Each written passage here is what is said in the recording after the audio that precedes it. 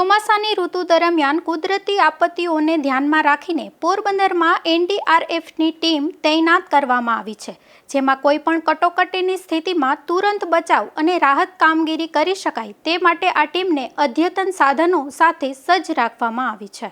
કુદરતી આપત્તિઓ દરમિયાન જાનમાલની સુરક્ષા સુનિશ્ચિત કરવા રાજ્ય સરકાર દ્વારા આગોતરું આયોજન કરાયું છે, જેના ભાગરૂપે પોરબંદરમાં નેશનલ ડિઝાસ્ટર રિસ્પોન્સ ફોર્સ એટલે કે એનડીઆરએફની ટીમની તૈનાતી કરવામાં આવી છે.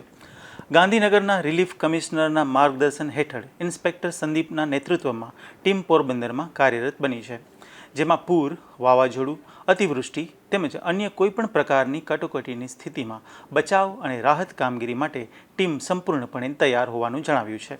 ટીમ પાસે boat, life jacket, life buoy, outboard motor તેમજ इमारत धराशायी थवा जेवी दुर्घटनाओं में उपयोगी अद्यतन बचाव साधनों उपलब्ध है. हाँ, नमस्कार. मैं इंस्पेक्टर संदीप 6C का इंचार्ज हूँ और मुझे यहाँ रिलीफ कमिश्नर गांधीनगर के निर्देशानुसार और हमारे कमांडेंट श्री सुरेंद्र सिंह के आदेशानुसार हमारी टीम को यहाँ पोरबंदर में आपदा प्रबंधन के लिए डिप्लॉयड किया गया है.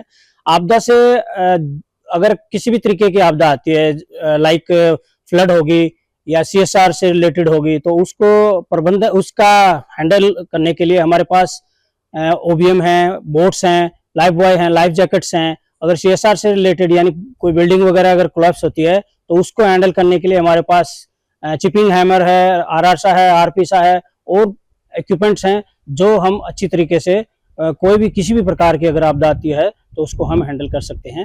नागरिकों की सुरक्षा प्रथम प्राथमिकता है અને કોઈપણ આપત્તિની સ્થિતિમાં એનડીઆરએફની ટીમ 24 કલાક તૈનાત રહી તાત્કાલિક બચાવ કામગીરી હાથ ધરશે તેવો તંત્ર દ્વારા દાવો કરાયો છે.